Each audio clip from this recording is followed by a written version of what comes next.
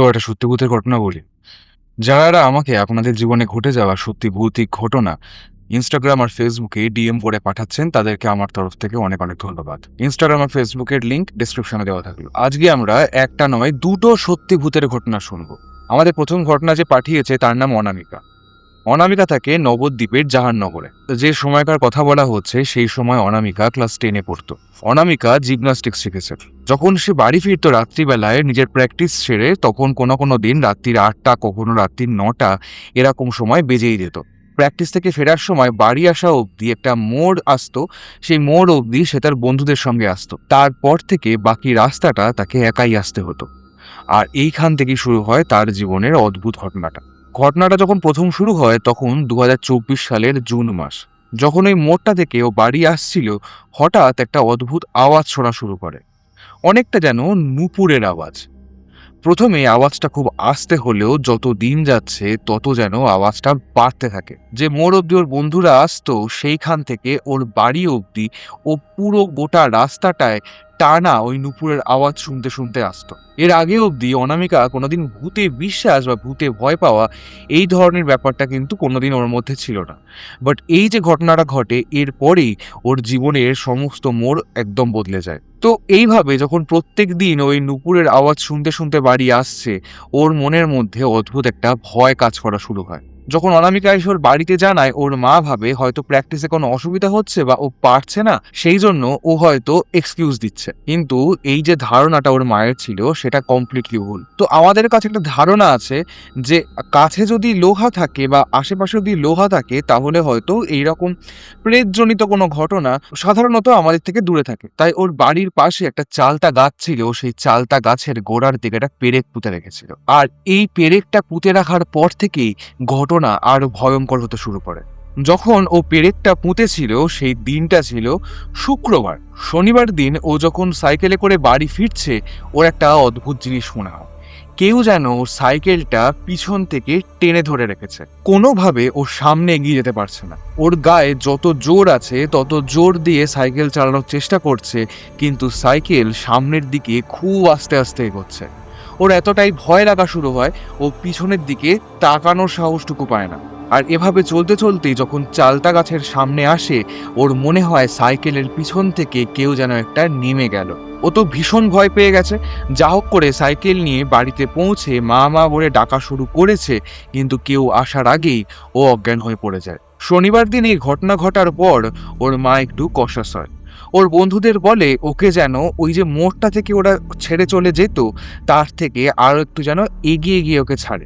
Practice একদিনের জন্য বন্ধ করা যাবে না, কারণ সামনেই কম্পিটিশন। আর তাই ওর বন্ধুরা প্রত্যেক দিন ওকে ওই মোড় থেকে বেশ খানিকটা এগিয়ে দিয়ে যেত। আর তারপর থেকেই ঘটনা আরো প্রবল হতে শুরু করে। যে নূপুরের আওয়াজ এতদিন ও শুধুমাত্র রাস্তায় পেত, সেই নূপুরের আওয়াজ আস্তে আস্তে ও বাড়ির মধ্যেও পাওয়া শুরু করে। প্রথম এই যে শব্দটা ও বাড়ির মধ্যে পাচ্ছে, সেই শব্দটা ও ছাড়া আর কেউ পেত না। ওর মনে হতো কেউ একটা যেন নূপুর পরে ওর দিকে তেড়ে আসছে। ওই শব্দটা ওর দিকে যেন প্রত্যেকটা সময় প্রত্যেকটা মুহূর্তে এগিয়ে আসছে। তারপরে এই আওয়াজটা পায় ওর দিদি। প্রথমে কেউ বিশ্বাস না করলেও ওর দিদি প্রথমে শব্দটা ও ছাড়া এমন একজন যে শুনতে পায়। এরপরে ওর মাও তো বিশ্বাস করতো না। কিছুদিন পর থেকে ওর মাও ওই নূপুর পড়ার আওয়াজটা শুনতে পায়। একদিন ও যখন ঘরের মধ্যে বসে আছে, ওর মনে হচ্ছে ওদের বাড়ির যে ছাদ আছে সেই ছাদের ওপর ওই নূপুরের আওয়াজটা হচ্ছে। যখনই অনামিকা এই নূপুরের আওয়াজটা পেত, তখনই কেমন একটা অদ্ভুত বিহেভ করা শুরু করতো। কিছু খেতে পারতো না, শ্বাসকষ্ট মতো শুরু হয়ে যেত। অদ্ভুত একটা পাগল পাগল ব্যাপার হয়ে গেছে ওর মধ্যে। তো একদিন রাত্রিবেলায় ওদের মনে হয় ওদের বাড়ির যে ওপরে ছাদ আছে, সেই ছাদের ওপর কেউ যেন একটা ওই নূপুর পরে হাঁটছে।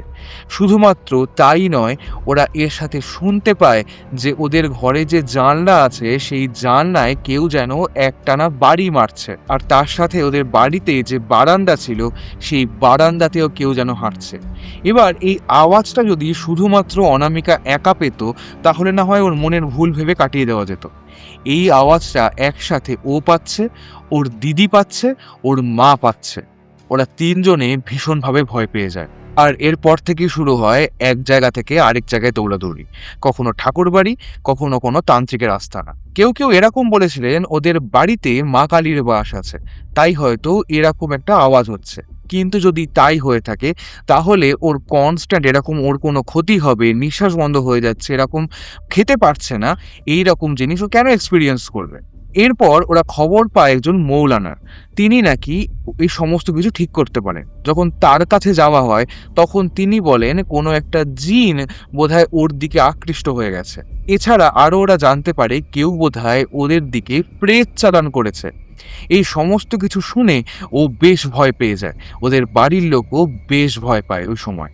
আর তার সাথে টাকা খরচা হচ্ছে জলের মতো, কোথাও 10,000, কোথাও 15,000, বিভিন্ন জায়গায় ওরা টাকা খরচা করেই চলেছে। যদিও কোথাও কোথাও গিয়ে এই নুপুরের আওয়াজটা কখনো কখনো একটু কমেছিল, এছাড়া বাকি যা কিছু ঘটছিল সেগুলো কিন্তু ওদের বাড়িতে একটানা ঘটতেই থাকে। কিন্তু সেই সময় মাঝে মধ্যেই ওরা একটা ভীষণ তীব্র বাজে গন্ধ পেত। অনেকদিন স্নান না করলে মানুষের গা থেকে যেমন উৎকট দুর্গন্ধ বেরোয়, সেই রকম একটা বাজে দুর্গন্ধ ওদের নাকে আসতো। আর তাছাড়া ওরা কখনো কখনো ছাগলের গা থেকে যেমন একটা অদ্ভুত গন্ধ আসে, সেই রকম একটা অদ্ভুত গন্ধও পেত। সেই গন্ধের তীব্রতা এত কখনো কখনো বেড়ে যেত যে ওদের বমি হয়ে যেত। এইভাবে চলতে চলতে প্রায় 1 থেকে 1.5 বছর কেটে গেছে। এই যা কিছু জিনিসপত্র ওদের সাথে ঘটছিল সেই জিনিসগুলো ওদের সাথে একটানা একভাবে ঘটেই গেছে। এরপরে ওরা খবর পান একজন তান্ত্রিকের। সেই তান্ত্রিক কিন্তু পুরোপুরি ব্যাপারটাকে ঠিক করতে না পারলেও খানিকটা উপকার ওরা পায়। এই যে নুপুরের আওয়াজ, এই যে হাঁটা চলার আওয়াজ, এই যে জানলায় যে আওয়াজ, এই সমস্ত কিছু ওদের একদম যে কাছাকাছি ঘটছিল সেইগুলো ওদের থেকে একটু যেন দূরে সরে যায়। ওরা এই সমস্ত আওয়াজগুলো পাচ্ছে কিন্তু ওদের বাড়ির চারপাশে, একদম চারপাশে আর ঘটছে না। এই জিনিসগুলো ওদের বাড়ি থেকে একটু ডিস্টেন্সে গিয়ে হওয়া শুরু হয়। এরপর ওরা দেখায় একজন জ্যোতিষীকে। সেই জ্যোতিষী পুরোপুরি ঠিক করে দিতে সক্ষম হয়। সেই জ্যোতিষী ওদের কিছু রিচুয়ালস বলে, কিছু নিয়মকানুন পালন করতে হয়, সেই সমস্ত কিছুগুলো পালন করার পর ওরা এই মুহূর্তে ওই জিনিসগুলো থেকে খানিকটা হলেও দূরে আছে। কিন্তু রাস্তা থেকে যখন ও বাড়ি ফেরে তখন ও কিন্তু আজও ওই নুপুরের শব্দটা পায়, যে নুপুরের শব্দটা ওদের বাড়ির খুব কাছে না হলেও হয় বেশ খানিকটা দূরে, যেটা ও স্পষ্ট বুঝতে পারে হচ্ছে। কিন্তু ওর মধ্যে অদ্ভুতভাবে ওই যে ভয় লাগার ব্যাপারটা বা যে একটা অদ্ভুত ক্ষতি হওয়ার সম্ভাবনা নিয়ে ওর মনের মধ্যে সারাক্ষণ চলতো, সেই জিনিসগুলো অদ্ভুতভাবে যেন একটু কমে গেছে। এইভাবে দুটো বছর কেটে গেছে ও এই জিনিসগুলোকে নিয়ে সঙ্গে করে চলছে, কিন্তু ও সুস্থ আছে, ভালো আছে, ওর কোনো ক্ষতি আরও বুঝতে পারেন। তো ভাই বলো, তোমাদের কেমন লাগলো এই প্রথম ঘটনাটা? প্লিজ কমেন্ট করে জানাও। এরপরে আমরা যাচ্ছি সেকেন্ড ঘটনায়। এই ঘটনা পাঠিয়েছে নিধি। নিধি থাকে মালদায়। ঘটনাটা যখন শুরু হয় 2023 সালের জুলাই মাস। নিধির ঠাম্মা মারা যায় 23শে জুলাই। ওর ঠাম্মার কাজের পরের দিনই ওর পরীক্ষার শেষ দিন ছিল। যেহেতু আগের দিন ওদের বাড়িতে বেশ কিছু কাজ ছিল তাই ভালো করে ঘুম হয়নি, তাই ও পরীক্ষা দিয়ে এসেই ঘুমিয়ে পড়ে। যেহেতু আগের দিন ওদের বাড়িতে কিছু কাজ ছিল তাই বাড়িতে বেশ কিছু লোকজন থাকে, অনেক লোক থাকার কারণে খাবার একটু কম পড়ে যায়। দুপুর গড়িয়ে বিকেল হয়ে গেছে, তখনও ও, ওর মা আর ওর কাকিমা তিনজনে কেউই কিছু খায়নি। এবার নিধির মা চিরকালই খুব শান্ত স্বভাবের মানুষ, ওনাকে সাধারণত ঝামেলা ঝগড়া এ সমস্ত করতে দেখা যায় না। কিন্তু সেই দিন এর ব্যতিক্রম ঘটল। যখন দুপুর থেকে বিকেল হয়ে গেছে, ওর মা কিছুই খায়নি, ওর কাকুর মেয়ের সাথে ওর মা হঠাৎ করেই ঝামেলা শুরু করে দেয়। চিৎকার করে বলেন যে তোরা তো সবই খেয়ে নিলি, এইবার আমি খাবো কি? যে মুহূর্তে ওর মা চিৎকার চেঁচামেচি শুরু করেছে সেই মুহূর্তে নিধির দিদি ওর মাকে ধরাধরি করে ঘরে আনতে চেষ্টা করেছিল, কিন্তু তাতে হয় হিতে বিপরীত। যে মুহূর্তে ওর দিদি ওর মাকে গিয়ে টাচ করেছে, ওর মা ঘুরে গিয়ে ওর দিদিকে মারতে শুরু করে। সবাই আটকানোর চেষ্টা করে কিন্তু কোনোভাবেই কেউ থামিয়ে উঠতে পারে না। শেষমেশ ওর দিদিকে ওর মা একটা জোরে ধাক্কা দেয়। সেই ধাক্কা খেয়ে ওর দিদি পড়ে যায়, মাথায় চোট লাগে, মাথা ফেটে যায়, রক্ত পড়তে থাকে। তো এবার এই যা কিছু ঘটছে এই জিনিসপত্র কিন্তু নিধি কিছুই জানে না, কারণ ও পরীক্ষা দিয়ে এসে ঘুমিয়ে পড়েছে। ঘুম ভাঙে ওর দিদির কান্নার আওয়াজে। ও উঠে দেখে দিদিকে সবাই ধরাধরি করে তোলার চেষ্টা করছে, ওর মাথা ফেটে গেছে আর ওর মা প্রচণ্ড চিৎকার চেঁচামেচি করছে। ও সবার আগে গিয়ে ওর মাকে শান্ত করার চেষ্টা করে। ও কোনো কিছু না বুঝেই ওর মাকে শান্ত করার চেষ্টা করা শুরু করে। আর খানিকক্ষণ পরে ওর মা একদম শান্ত হয়ে যায়। ওর মা চুপ করে এক জায়গায় দাঁড়িয়ে আছে, হাতে ঝাঁটা দিয়ে ঘর পরিষ্কার করছে। এরপরে ওরা দেখে হঠাৎ করে ওর মা সোজা বাথরুমের দিকে চলে গেলেন। বাথরুম থেকে বেরোলেন, নিজের ঘরে ঢুকলেন, দরজা বন্ধ করে দিলেন। নিধি খারাপ কিছুটা আন্দাজ করেই দরজা পেটাতে থাকে আর বারবার করে ওর মাকে দরজা খুলতে বলে। ওর মা কোনোভাবেই দরজা খুলতে চায় না। যখন ও প্রচণ্ড কান্নাকাটি করছে সেই সময় ওর কান্নাকাটির আওয়াজ শুনে ওর এক কাকু ঘর থেকে বেরিয়ে এসে ওই দরজায় ধাক্কা দিয়ে দরজা ভেঙে ফেলার চেষ্টা করে। তাতেও কাজ হয় না। আর সেই দরজা ভাঙার আওয়াজ পেয়ে ওর বাবা ছুটে আসে, শিল দিয়ে দরজা ভেঙে ফেলে। দরজা ভেঙে ফেলার পরে ওরা এক সাংঘাতিক দৃশ্য দেখতে পায়। ও দেখে ওর মা ছাদ থেকে কাপড় বেঁধে, সেখান থেকে গলায় ফাঁস বেঁধে একটা বাক্সের ওপর দাঁড়িয়ে আছে। আর খানিকক্ষণ দেরি হলেই হয়তো একটা বিরাট বড় বিপদ হয়ে যেত। এই প্রথমবার ওর বাবা ওর মাকে বাঁচানোর পর ওর মায়ের গায়ে হাত তুলতে চায়, সেটা আটকে দেয় ওর দিদি। ওর দিদি বলে ওদের মা বাথরুম থেকে ফিনাইল খেয়ে এসেছে। কিন্তু এই যে ফিনাইল খেয়েছে, এই ফিনাইলের কোনো রকম এফেক্ট কিন্তু ওর মায়ের ওপর অদ্ভুতভাবে পড়ছে না। কিভাবে পড়ছে না, কেন পড়ছে না, ওরা কিন্তু জানে না। তাছাড়া আরও একটা অবাক করা ব্যাপার, ওর মা কিন্তু খুব একটা লম্বা নয়। ছাদে যে জায়গায় কাপড়টা বাঁধা হয়েছিল সেই জায়গাটায় পৌঁছানোর মতো হাইট কিন্তু ওনার নয়। তা সত্ত্বেও ওইখান থেকে কাপড়টা কি করে বাঁধলেন উনি, ওরা সেটাও বুঝতে পারে না। আর এই সমস্ত কিছুর পরেও ওর মা কিন্তু থেমে নেই, ছুটে যায় বেশ কিছু তারের দিকে, যে তারের ওপেন এন্ড আছে, সেই জায়গাটায় হাত দিলে ডিরেক্ট কারেন্ট শর্ট লাগবে, সেই দিকে উনি ছুটে যাওয়ার চেষ্টা করেন। ওরা যা হোক করে সবাই মিলে ওকে থামায়। এই পুরো গোটা সময়টা জুড়ে ও কিন্তু ওর মাকে একটা মুহূর্তের জন্যও ছেড়ে যাচ্ছে না। ওর মা গোটা ঘরে ও বাদ দিয়ে আর কাউকে সহ্য করছে না।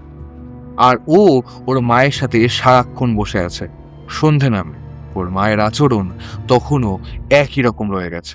ওর মায়ের আচরণ দেখে ওর বড় পিসি কিন্তু বুঝে গেছিল যে কি হচ্ছে না হচ্ছে। সন্ধ্যের পরে নিধি ওর দিদুনকে নিয়ে এক ওঝার বাড়ি যায়। যখন ওরা বাড়ি এসেছে তখন রাত্রির প্রায় 10টা বেজে গেছে। ওরা ওদের মায়ের ঘরে ঢোকে।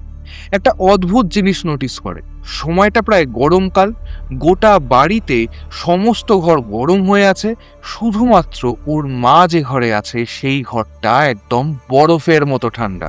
ওর পিসি চুপচাপ ওই ওঝার ওখান থেকে একটা সুতো দেওয়া হয়েছিল, সেটা ওর মায়ের হাতে পরানোর কথা, চুপচাপ একদম গিয়ে ওই সুতোটা ওর মায়ের হাতে পরাতে যায়।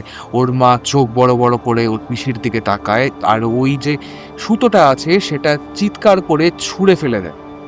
বলে, তোরা কিন্তু এবার খুব বাড়াবাড়ি করছিস, আমি কিন্তু রক্ত গঙ্গা বইয়ে দেবো। ওর মায়ের এই কথা শুনে ও কিন্তু বেশ ভয় পেয়ে যায়। ও ওর পিসিদেরকে রিকোয়েস্ট করে যেন ওর মাকে কেউ কিছু না পড়ানো হয়। এইভাবে অনেকটা সময় কেটে গেছে, রাত অনেকটা গভীর হয়েছে। ওর ঘুম পেয়ে গেছে, ও আস্তে আস্তে ওর মায়ের পাশে ওখানেই ঘুমিয়ে পড়ে। ওদের বাড়ির যে বারান্দা ছিল সেইখানে সবাই জেগে বসে আছে। ওর মায়ের কি হয় না হয় এটা তো ওরা বুঝতেই পারছে না। ওর মা অলমোস্ট ঘুমিয়ে পড়বে এরকম একটা যখন বিহেভ করছে, তখন ওই বারান্দাতেই সবাই অলমোস্ট ঘুমিয়ে পড়ে। এই সময় নিধির ঘুম ভাঙে। দেখে ওর মা ছাদের দিকে চোখ বড় বড় করে তাকিয়ে শুয়ে আছে। যে মুহূর্তে নিধির মা নোটিস করেছেন যে নিধি ওনার দিকে তাকিয়ে আছে, উনি সাথে সাথে আবার ঘুমিয়ে পড়ার ভান করা শুরু করে। এরপরে একটা আওয়াজে ওর ঘুম ভেঙে যায়। মানে ও কখন ঘুমিয়ে পড়েছে ও নিজেই জানে না। যে আওয়াজে ওর ঘুমটা ভাঙে সেটা হলো ওর মাকে সবাই কোনোভাবে আটকে রাখার চেষ্টা করছে। ওর মা রাত্রিবেলায় যখন সবাই ঘুমিয়ে পড়েছে তখন একা একা রেল লাইনের দিকে চলে যাওয়ার চেষ্টা করছিলেন। সেই সময় ওর মা একা, ওদিকে ওর দিদি, মাসি, বাবা সবাই মিলে একসাথে ঠেকানোর চেষ্টা করছে, আটকে রাখার চেষ্টা করছে। গায়ে এত জোর কেউ ওনাকে ধরে রাখতে পারছে না। যা হোক করে সবাই মিলে ওর মাকে সবাই ধরে বেঁধে খাটে এনে বসায়। আর এরপর যেই ওর বাবা ঘর থেকে বেরিয়েছে, ওর মা হাতের কাছে কতগুলো প্রেশারের ট্যাবলেট দেখতে পেয়ে সেই ট্যাবলেটগুলো সব কটা খুলে ফেলেন, সব কটা মুখের মধ্যে ঢুকিয়ে গিলে ফেলেন। ওর বাবা ছুটে এসে পিঠে কয়েকটা চাপড় দিতেই কয়েকটা মাত্র ট্যাবলেট মুখ থেকে বেরিয়ে আসে। এই যে এত কিছু ওর মা একটানা করে যাচ্ছে, ইলেকট্রিক শকের দিকে যাচ্ছে, ফিনাইল খাচ্ছে, কোথাও থেকে ঝুলে পড়ার চেষ্টা করছে, কোনোভাবে ওর মায়ের কিন্তু কোনো ক্ষতি হচ্ছে না। একটার পর একটা ওয়ে ট্রাই করে যাচ্ছে। আর এই ওষুধগুলো খেয়ে ফেলার পর থেকে ওর সাথে ওর বাবাও ওই ঘরে থাকা শুরু করে। এই এতক্ষণ অবধি ও যখন ওর মাকে ডাকছে, ওর মায়ের গলার স্বর একটু অদ্ভুত গম্ভীর মতো হয়েছিল, যেটা সাধারণভাবে ওর মায়ের গলার স্বর থাকতো না। আর এরপরে ও নয়, ওর বাবা ওর মায়ের সাথে থাকা শুরু করে। শেষমেশ যা হোক করে চেপে ধরে বিছানায় শুইয়ে ওর মাকে ঘুম পাড়ায়। আর ওরা সবাই থাকা শুরু করে বারান্দায়।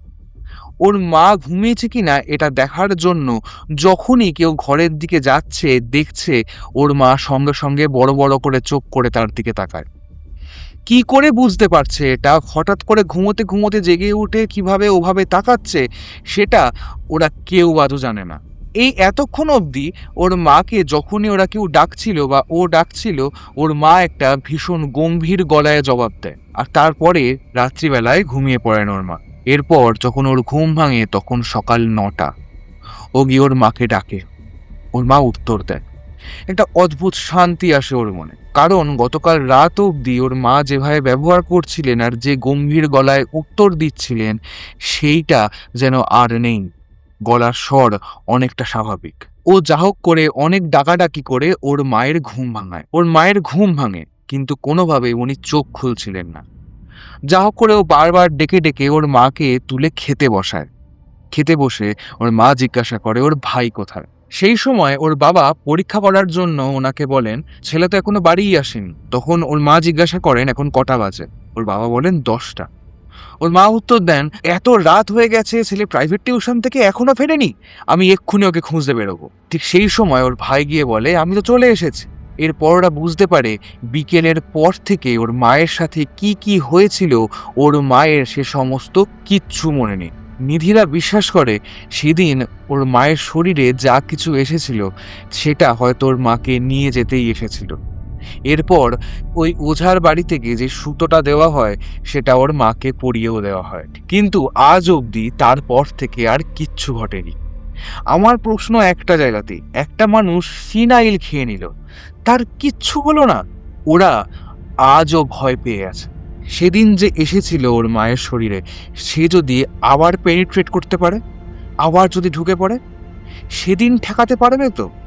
সেদিন বাড়িতে এত লোকজন ছিল যারা ঠেকিয়ে দিয়েছিল, যারা সাহায্য করেছিল, কিন্তু আবার যদি হয় সেদিন কি হবে? তো ভাই বলো তোমাদের কেমন লাগলো দুটো ঘটনা, প্লিজ কমেন্ট করে জানাও। আর নেক্সট ঘটনা খুব শিগগিরই আসছে।